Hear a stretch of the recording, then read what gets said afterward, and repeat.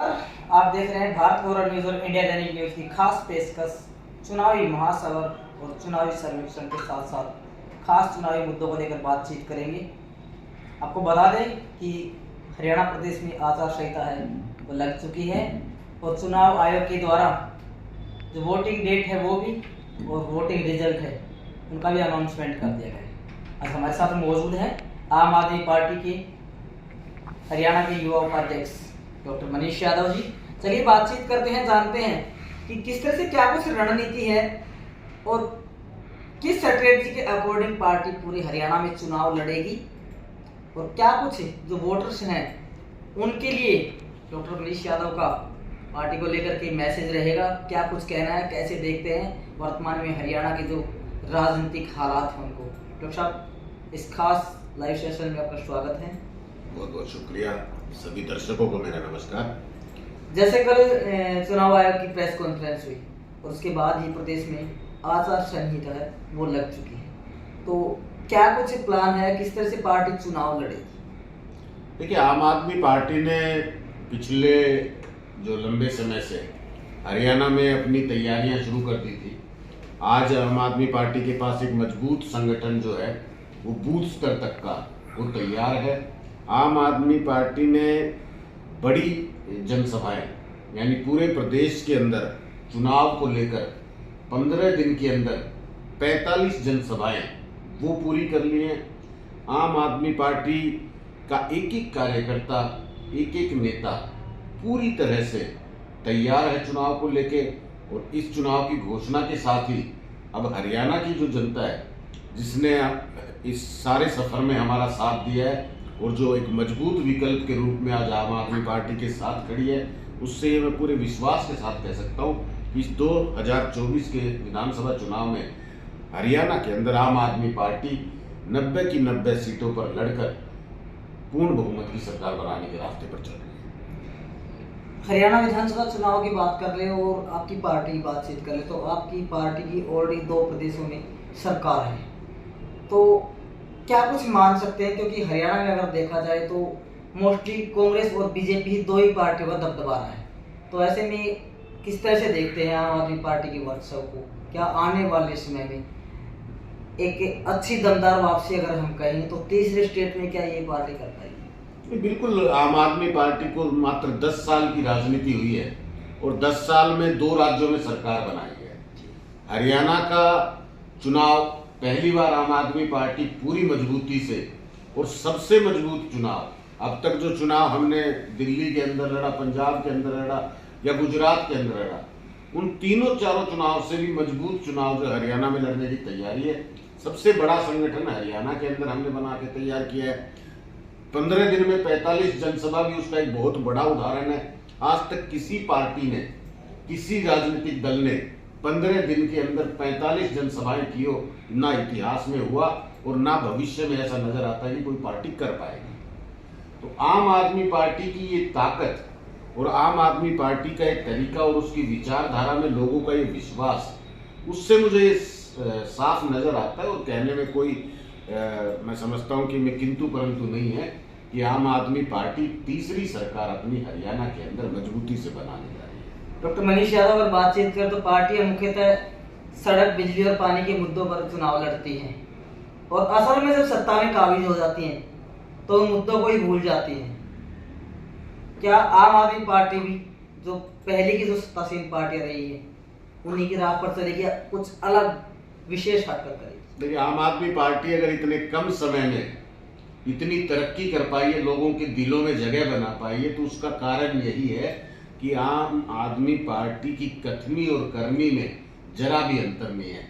अरविंद केजरीवाल जी ने जो गारंटी के रूप में जनता के बीच में वादा किया, उसको गारंटी के तौर पर पूरा करके दिखाया अपने 5 साल के कार्यकाल में। दिल्ली के अंदर बिजली की व्यवस्था, पानी की व्यवस्था, 24 घंटे बिजली मुफ्त व्यवस्था, जिसमें जो वादा किया जनता से 200 यूनिट का, वो पूरा करके दिखाया।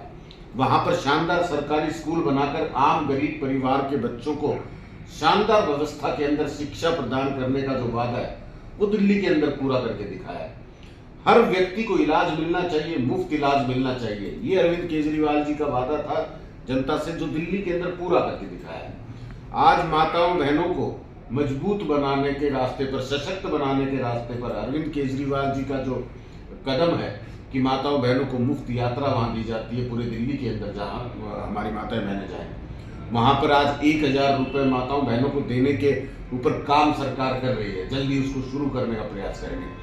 पंजाब के अंदर जब सरकार बनी तो वहाँ पर भी मोहल्ला क्लिनिक बनाना, हर व्यक्ति के इलाज के लिए व्यवस्था करना, अच्छे शानदार सरकारी स्कूलों का कायाकल्प करके उनको बेहतरीन बनाने का काम पहले दिन से शुरू हो गया। बिजली की व्यवस्था 300 यूनिट मुफ्त करने का वादा किया था, 6 महीने के अंदर 300 यूनिट बिजली मुफ्त वहाँ प्रदान करने शुरू कर दी पंजाब की सरकार ने। हर युवा को रोजगार मिलना चाहिए, ये सोच है आम आदमी पार्टी की।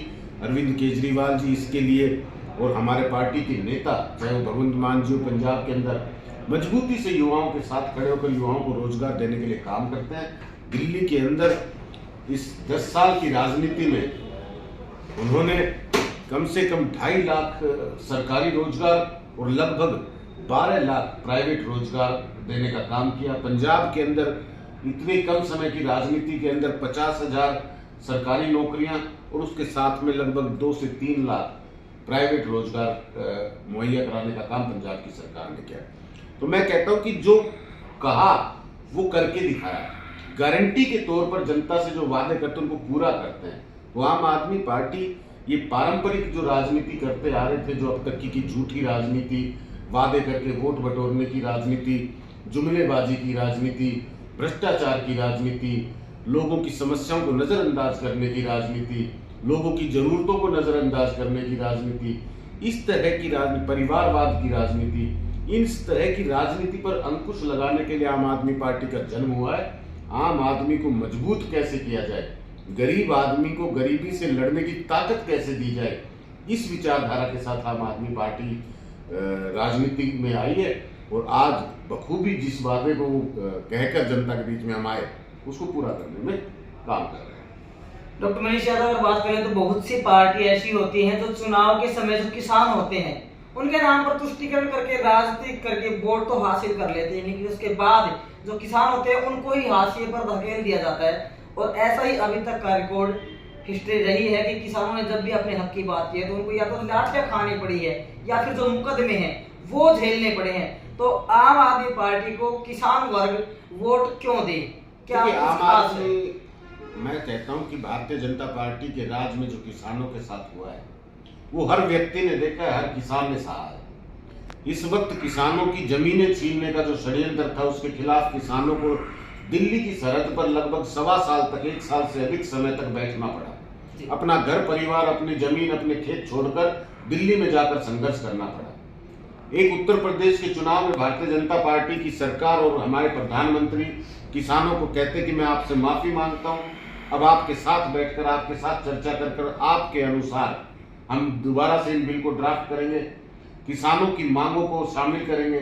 लेकिन 2.5 साल बीत जाते हैं, लोकसभा का चुनाव आ जाता है, लेकिन किसानों के मांगों को लेकर किसी भी तरह की कोई घोषणा, किसानों की मांगों को लेकर किसी तरह के कोई भी कदम केंद्र की सरकार नहीं उठाती।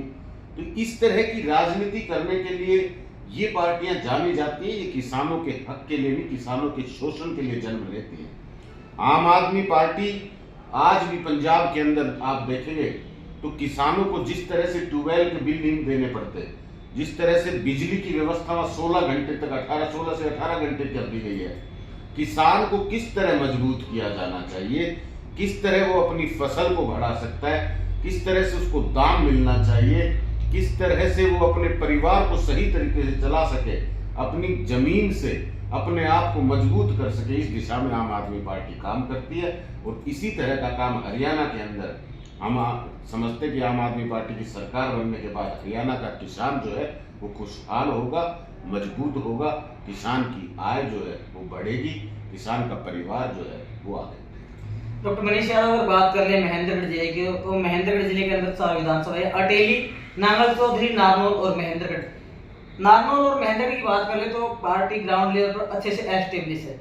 वहीं बात करें नांगल चौधरी की और अटेली की तो पार्टी प्रॉपरली ग्राउंड पर अभी भी एस्टेब्लिश नहीं है। तो ऐसे में कैसे कह सकते हैं कि जो पार्टी है वो 90 की 90 जो विधानसभा सीटें उनको जीतेगी? ये आप मैं समझता हूँ कि एक नजरिया हो सकता है देखने का, लेकिन असल जो बात है कि आम आदमी पार्टी आम लोगों से मिलकर बनी है।